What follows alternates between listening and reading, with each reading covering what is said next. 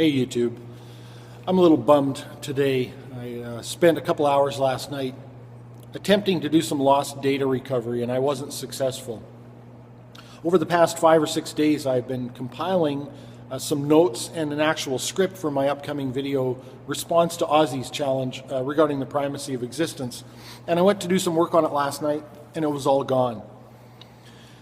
And that's a major setback for me. I don't have a lot of time to devote to this stuff, and I'm actually beginning my year end for my business, so that's kind of a big deal. And I always feel like the second time around is never the same. Maybe that's an illusion, but I never feel like it's as good if I have to do it over again. I compiled everything on an iPad, and I did 3 separate notes, and I've never lost a note before on the iPad, and because it was spread over 3 different notes, I don't think I accidentally deleted anything. I invested in some data recovery tools, and all I was able to get back was a couple of cryptic headers and no content, no body. And it's strange because, of course, I have several iDevices, so they're all synced over the cloud, and it was deleted on all of them, and there was little bits and pieces on each device. Not even the same pieces. It's kind of weird. In any case, I'm going to have to start from scratch. And I wasn't intending to make another video until I released that video. I recorded a video on Sunday and one yesterday and uploaded them both yesterday, and I was going to leave it at that until I upload the primacy of existence response. But Karen S. had actually sent me a private message linking me to Matthew4Nineteen's recent upload addressing capricious black box. And I wasn't aware that it was there. I have to thank Karen, as always, for always seeming to know when to bring things to my attention that I wasn't aware of. I watched Len's video, and I think it was a good video. I think it was genuine. I think he meant it in a genuine way. He was basically taking me to task for saying that presuppositional apologists like to assist their opponent in stripping themselves of knowledge claims and then sort of relegating them to the scrap heap of irrelevance. And he brought a few videos out of different street preachers not doing that. And that's fine. The point of my video was I would not have dialogue with someone who does do that. So all the guys that he showed videos of, I probably would have dialogue with the possible exception of Cy ten Bruggencate. He had a clip at the end of Cy assisting some college kids to understand knowledge and truth and whatnot. And it's great that you found that video clip, but of course, Cy is notorious for doing the other, right? I mean, that's kind of his stock in trade, is to be very aggressive with his apologetic and to help people strip themselves of knowledge claims, and then he does reduce them to irrelevance at that point. Could you be wrong about that, ad infinitum, etc.? I don't think I would attempt to have a dialogue with Cy because I don't think it would be a dialogue. I don't get the impression that he really cares much about what I think. If I wasn't clear enough about that in my video, I certainly do apologize. I'm not about writing people off, so I would never say never. Len had said in his video that we shouldn't erect straw man, and we shouldn't only address the sort of extremes of our opponent's arguments. But that's not really what I was doing. I don't think I was erecting a straw man, and I certainly wasn't attempting to address the extremes of the presuppositional apologetic. I was trying to illustrate that I would not have dialogue with someone who is utilizing the extreme version of the presuppositional apologetic, because I think that's a dishonest way to conduct oneself. I do think that the presuppositional apologetic, at least as it's argued on YouTube, is actually inherently dishonest itself, but I don't want to get into that just now. I'll leave that for my upcoming video on the primacy of existence, because I was intending to sort of have a general talk about the presuppositional apologetic. The two tie together in the way that I was going to put it forth. But really, when it gets down to it, my video was pretty much aimed at one person, more or less, and that was, of course, the Bible-thumping wingnut. In his discussion with Alex Botten, he trotted out 2-year-old videos of Alex saying different things and then basically said, you've been run over by the apologetic, you've been refuted over and over, this wasn't a good idea, you're not going to look good. It was cartoonish. It was simply cartoonish, and it was, I think, shameful. And as much as I want to build bridges and as much as I don't want to write anybody off, I've got to call them as I see them. and I would not have dialogue with someone who's going to behave in that manner. Now, of course, as I think Len didn't give me quite enough credit for making a few distinctions in my video. I did make the distinction that I think anybody on the atheistic side could be just as easily rejected if they're going to conduct themselves in an intellectually dishonest fashion.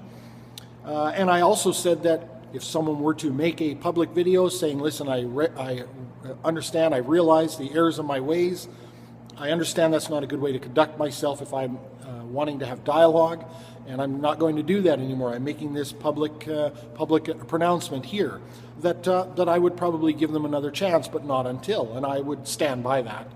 And so, I just wanted to make it clear. I'm not saying that all presuppositional apologists are to be ignored, and I'm not about quelling discourse, and this is why I've made a point in several videos of saying I really enjoy The Place and The Unconventional Pastor, and listening to Christopher Mowdy and Ozzy talking on the different shows that he's been making the circuit on, because I think these are areas where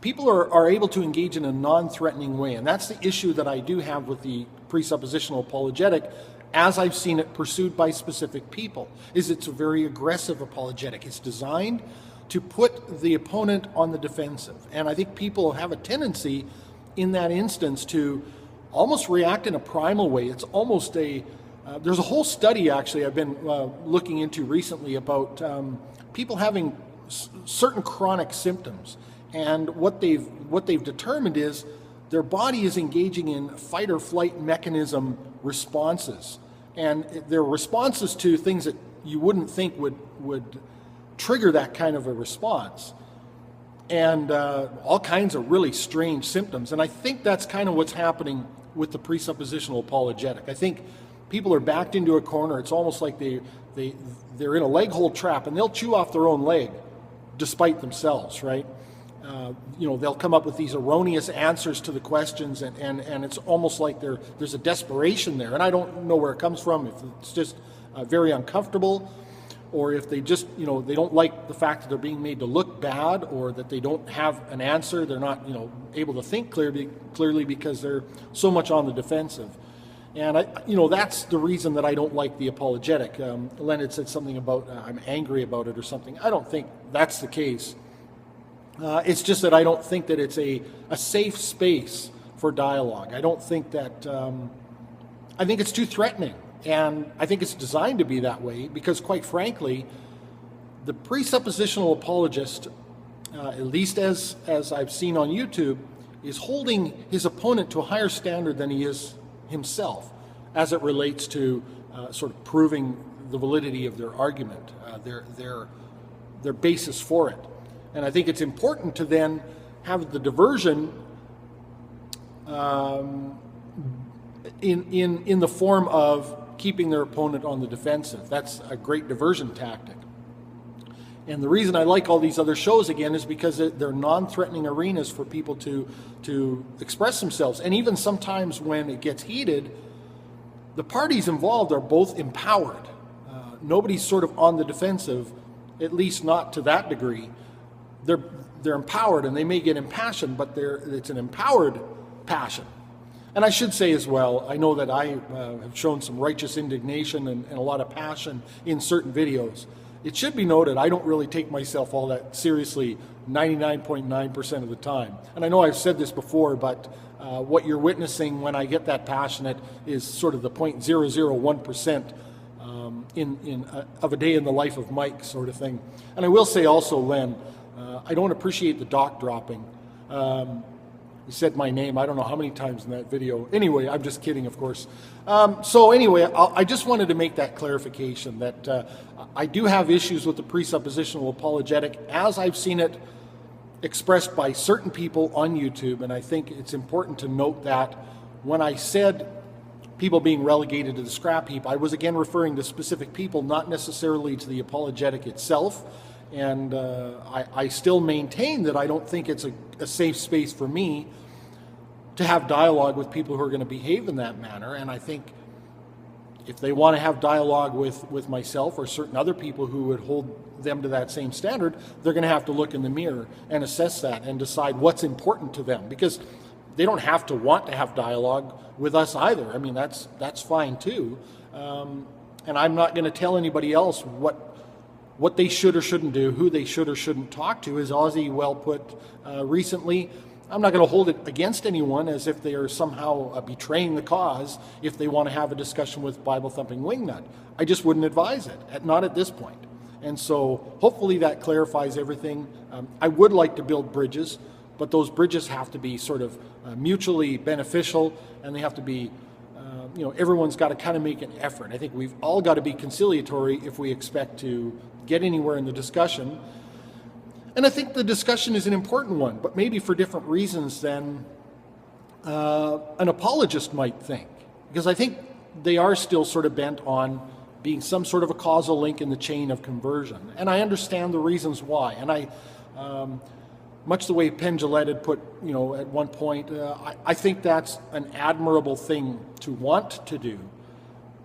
I don't know how likely it is in certain cases, certainly such as mine, but I think availing ourselves of one another's worldview is an important thing to do. I think I've heard a lot of talk of solipsism recently, and I think even the solipsist obviously has important things to say about our worldviews. Would I be convinced? Not really. It doesn't resonate with me, but the important point is that I can learn from it as much as I can learn probably from anybody's worldview. And so that's why I think the dialogue is important. And of course, we need to have kinship as human beings, and it's kind of boring to be in an echo chamber anyway, so it's interesting to me to hear about the way other people think and what other people believe. So I do want to keep the lines of communication open. I don't want to write people off. That's not what I'm about, certainly not in my private life, in my personal life. I'm not about that whatsoever. So hopefully that clarifies things. I've got a lot of work to do to try and get this other video repaired or restarted, whatever. And so I hope everyone can be patient with that. I hope, Len, that I've answered your questions, and I do appreciate your video. An opportunity to clarify oneself is always a good thing, I think, and hopefully I've done that here. Thanks everyone very much for watching.